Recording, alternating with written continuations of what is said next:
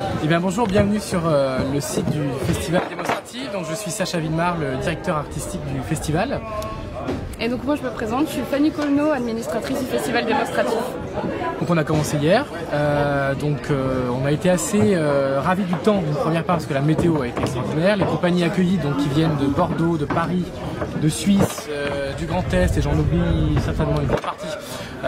Donc on a accueilli depuis déjà lundi, donc c'est une espèce d'effervescence sur le campus où tout le monde se côtoie, tout le monde se rencontre, tout le monde est en montage, donc c'est vraiment une petite vie de famille là, pendant une semaine. Donc le public a commencé à venir hier, donc on a pour l'instant une bonne fréquentation, on est très très content. Et ça va continuer toute la semaine avec des formes très différentes, des colloques, des conférences, des battles, des performances, des spectacles, des concerts. Donc ça va être assez riche. Ça, on est ravis parce qu'on a pu mettre en place des performances qui sont vraiment in situ et c'est vraiment le but de ce festival de pouvoir faire bouger un peu le campus et de pouvoir éveiller le regard des passants à autre chose qu'aux bâtiments un peu moroses et qu'aux études. Et voilà. Ce soir, nous avons une soirée qui est organisée par les étudiants en danse de l'Université de Strasbourg, donc une grande soirée danse avec plusieurs formes très différentes autour du mythe, toujours, et la persistance de ces derniers par le corps. On va clôturer le festival vendredi avec les élèves du Conservatoire de Colmar qui monte un texte autour de la Belle au Bois d'Armand et en tout cas son procès, ouais.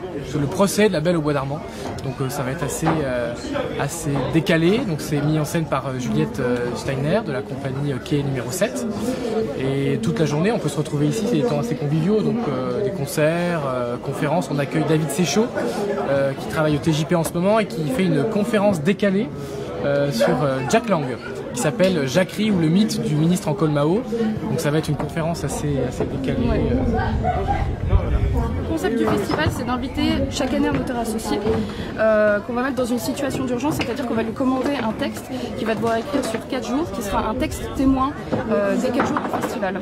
Et donc ça, c'est le lien qu'on fait avec l'écriture contemporaine et qu'on essaye de relier avec des créations contemporaines autour d'un thème du festival qui est cette année les mythes persistants. En tout cas, je trouve qu'il y a quand même une nécessité.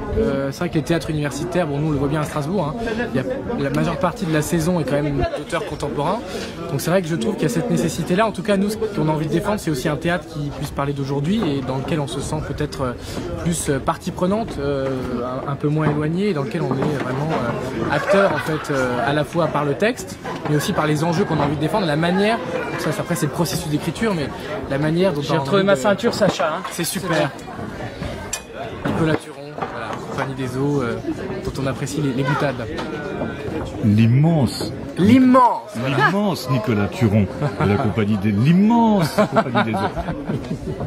Donc voilà, en tout cas, voilà, c'est vraiment ça, c'est l'idée de la création contemporaine, c'est ça, c'est comment on se réapproprie un thème qui est la limite persistant et comment nous on intègre cette nécessité déjà à se retrouver, à partager, parce que c'est ça ce festival. C'est l'idée aussi d'avoir une audace de la rencontre, c'est-à-dire de faire se rencontrer des étudiants, des personnels, des enseignants, des artistes. Et toute cette émulsion-là est amenée autour d'un texte qui va être produit pendant 4 jours et qui va être un petit peu ce grand témoin de la parole qui a été celle d'aujourd'hui et qui sera peut-être celle de demain. En fait, on a très peu d'équipements sur le festival universitaire, en tout cas de salles de spectacle. On a la salle d'évolution qui se trouve au Portique et dans laquelle se déroulent d'ailleurs les spectacles des compagnies étudiantes qu'on accueille. Mais au-delà de ça, on n'a pas de salle de spectacle à proprement parler. L'intérêt aussi de ce festival, c'est de pouvoir mener des actions in situ. Et donc le fait de faire germer un chapiteau au milieu du campus universitaire, ça participe aussi à ce dynamisme du campus qu'on a envie d'amener. C'est quand même assez extraordinaire ce campus qui est arboré, qui est magnifique, qui toute l'année est un espèce d'endroit de croisement entre les habitants du quartier, les enseignants, les étudiants, et jamais à aucun moment il y a un espèce d'événement fédérateur qui puisse permettre à tout le monde de profiter du soleil, profiter de ce qui se fait aussi en termes de création artistique sur le campus. C'est quand même assez énorme la création ici. C'est un peu invisible et on avait envie de défendre ça, une espèce de grande vitrine festive et de partage avec les habitants du quartier et les Strasbourgeois en général.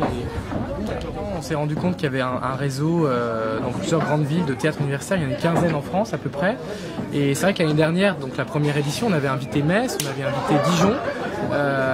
Il y avait un représentant de celui de Lille. Et donc c'est vrai qu'on s'est rendu compte qu'il y avait toutes ces forces un petit peu similaires, en tout cas dans la création, avec des modes de fonctionnement très différents, que ce soit en termes de financement, financement et en termes de création, de recrutement des étudiants, d'approche, de communication.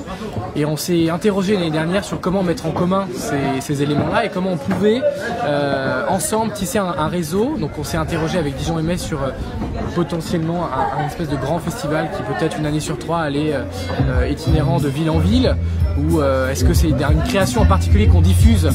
Et là c'est le cas avec Médée cette année. On va jouer à Lille, on a été joué à Angers, en Suisse, là on va à Metz le mois prochain. Donc c'est aussi comment on fait se rencontrer les étudiants au-delà de la frontière géographique de la ville en fait. Donc ça c'est très important parce qu'il y a un vivier qui est assez riche à ce niveau-là. Ce qui est intéressant aussi, c'est que ces dernières années, il y a les festivals, en tout cas les festivals d'art de spectacle étudiants sont en train de se développer et de foisonner. Et ce qui nous intéressait, c'était de pouvoir créer un réseau étudiant, parce que les étudiants sont quand même les artistes de demain, et de pouvoir leur offrir des conditions d'accueil quasi professionnelles à hauteur de ce que Strasbourg peut leur offrir, et dans le cadre d'une programmation assez riche et variée.